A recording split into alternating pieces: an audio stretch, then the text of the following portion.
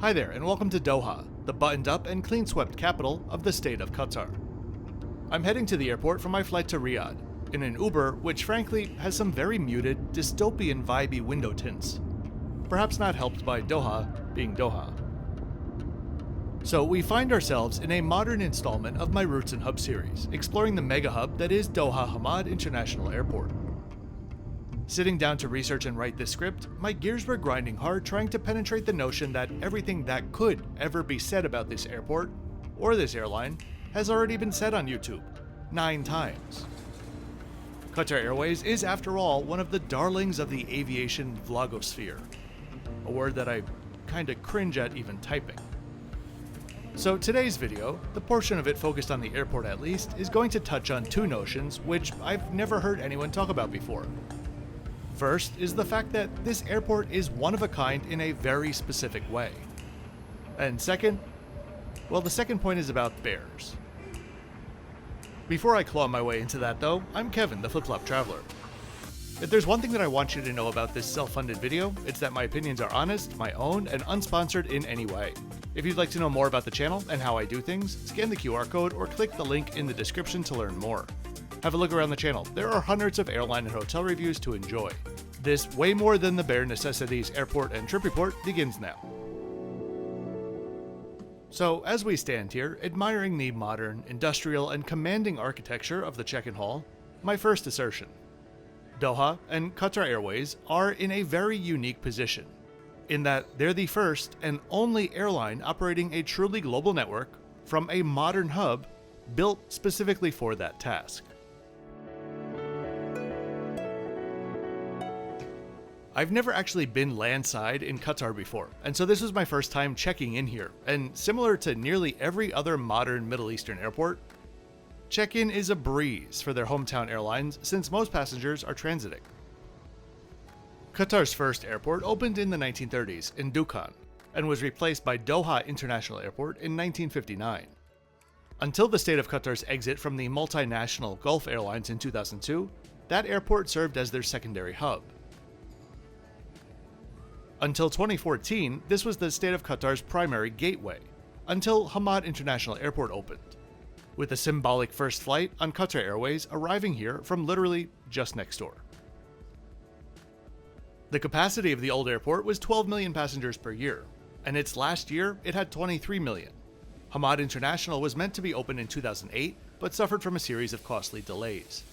Here at Hamad, the capacity is 93 million and growing, with a current 46 million annual passengers, making this the 37th busiest airport in the world. Designed by St. Louis-based firm HOK, the terminal is said to, quote, pay homage to the nation's rich cultural heritage and natural environment. The dramatic curving building silhouette recalls ocean waves and sand dunes to project a powerful image as Qatar's gateway to the world, unquote. I'll come back to this one. Wallpaper magazine even declared, quote, Doha's International Airport is arguably the most architecturally significant terminal complex in the world, as well as being the most luxurious, unquote. To me, the design feels like something that neatly fits in between Bangkok's Suvarnabhumi Airport, with its stark gray design, and Madrid's Terminal 4, with its curves and wooden forward accents. Doha has a range of lounge options available, all with a similar flavor, and today we'll be visiting the least prestigious of them all, the Maha Lounge. This is the lounge for those with Priority Pass or other non-One World Alliance business class passengers and the like. The lounge itself is comfortable enough, but relatively speaking, not that large with a limited selection of food on offer. Good service though. So for my assertion, a big part of it is simply based on good timing. Etihad, of course, has a brand new terminal in Abu Dhabi built for transit, but they don't really have a global network at the moment. Turkish and the new airport in Istanbul fall into a similar category. Turkish arguably has the world's most global network from the perspective of cities served, but they still don't have non-stop flights to Australia and New Zealand. We could almost put Air France and Charles de Gaulle in that same category. Then there's Emirates and Fly Dubai. Clearly Fly Dubai's Terminal 2 is straight out of the 70s, but that aside, Emirates is bursting at the seams. When they began building Terminal 3 for themselves, there was no indication that they'd need to build an airport for 100 million passengers on that relatively small plot of land. And so for Emirates, we wait for their new mega super colossus of a hub being built at Al Maktoum Airport. And so here we are, at what I believe is currently the world's only purposefully built global transit hub, for now. From Doha, you can currently fly to nearly 200 destinations on 48 airlines. Nearly all of those destinations, though, are served by Qatar Airways.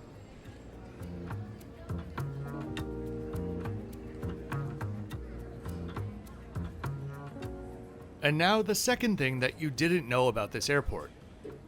One of the most famous things at the airport is the untitled work of Urs Fischer, lovingly referred to as Lamp Bear.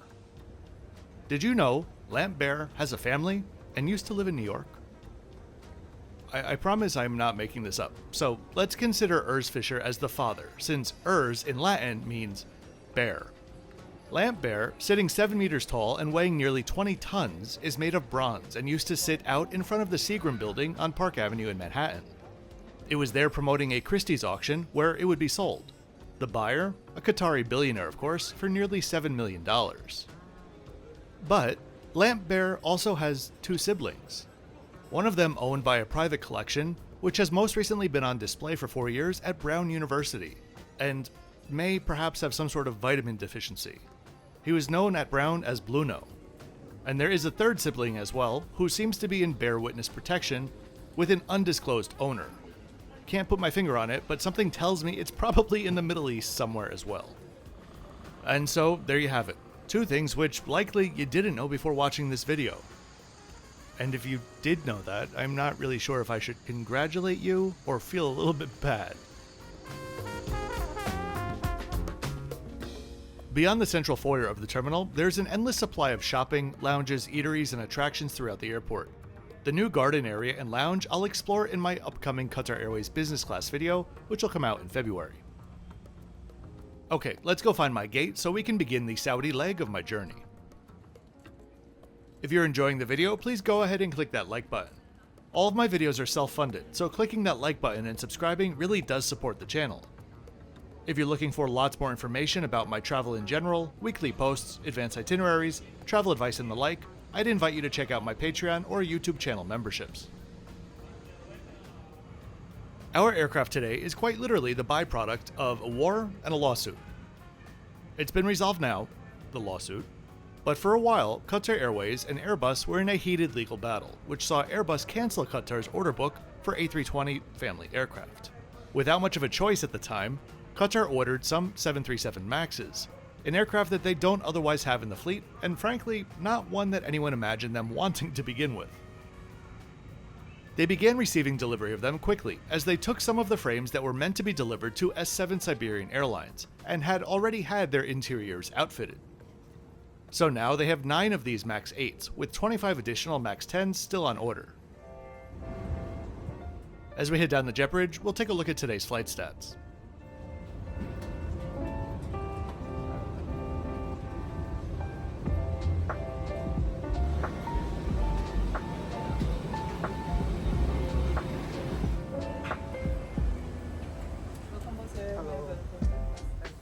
Stepping on board, we can immediately notice the S7 interiors.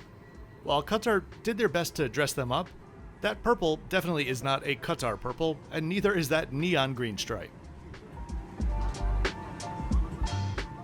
That said, they're generally a comfortable seat, with all of the functions that you'd need for a short flight like this, keeping in mind that Qatar only flies these 737s on very short routes for the most part. I had an exit row seat with loads of legroom, and an empty seat next to me.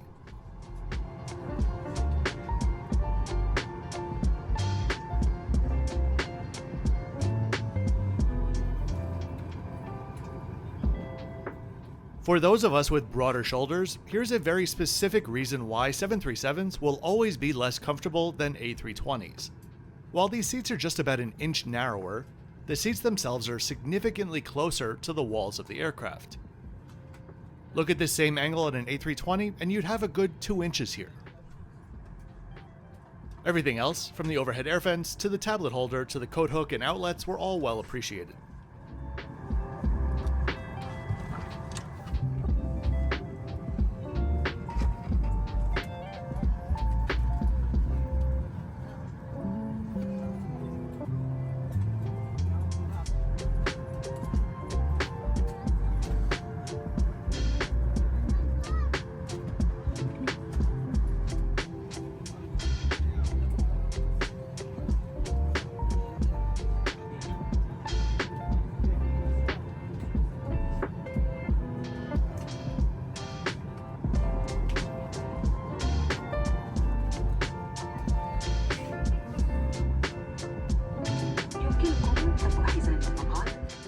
We pushed back as the manual safety briefing began and enjoyed some company views.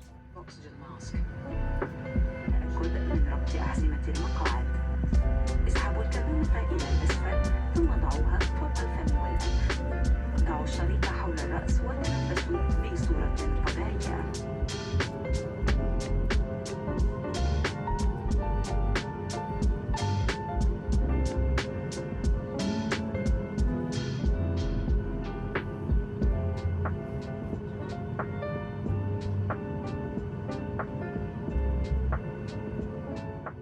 Okay, the spool up, takeoff, and airport stats are coming up.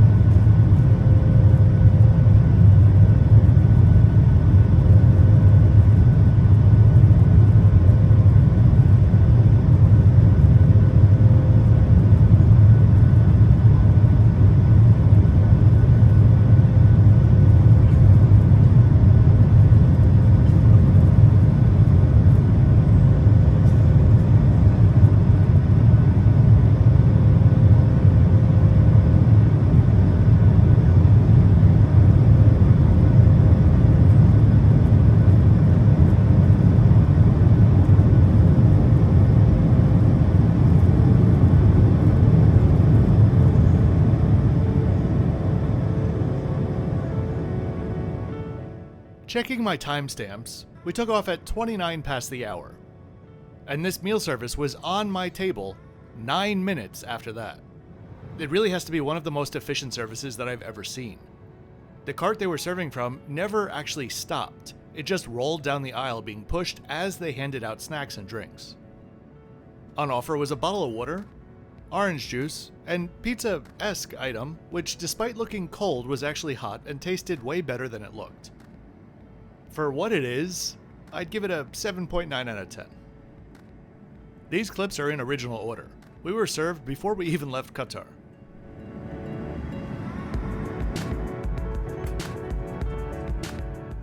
Not too much time to watch movies on a flight this short, but happy that their in-flight Wi-Fi system supports personal device streaming, which gives you access to their entire massive collection of entertainment, as well as a great moving map.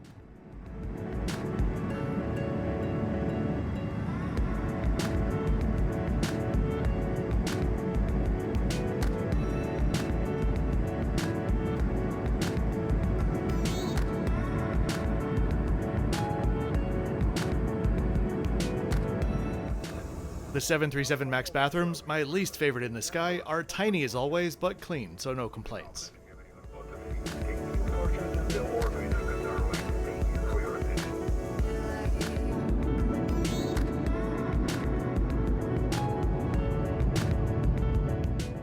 Not long after, we began our dusty and cloudy descent into Saudi Arabia's capital, Riyadh. Approaching from the east before an extended final, landing from the north. The landing and airport stats are coming up.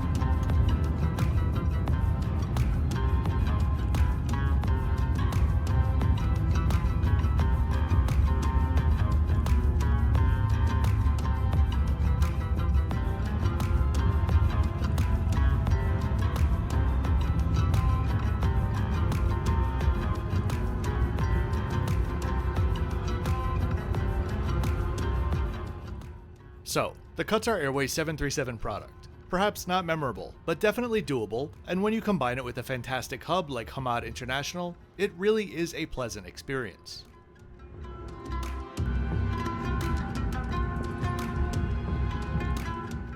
Coming up in February, I'll also have a trip report in first class, as they label their regional business class, on this same aircraft, so you can compare the two. That was a harrowing flight, to say the least.